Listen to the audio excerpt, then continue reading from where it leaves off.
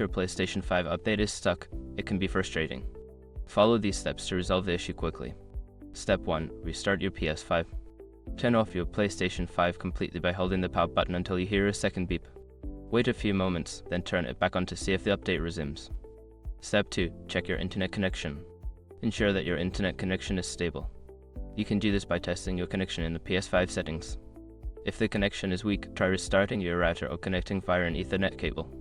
Step 3. Free up storage space. Check if your PS5 has enough storage space available for the update. Go to Settings, then Storage, and delete any unnecessary games or files to make room for the update. Step 4. Update manually. If the automatic update is stuck, you can try to update the system software manually. Download the latest update file from the PlayStation website onto a USB drive and follow the instructions to install it.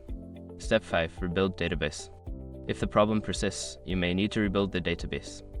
Turn off your PS5, then boot it into safe mode by holding the power button until you hear a second beep. Select the Rebuild Database option to clean up any corrupted data.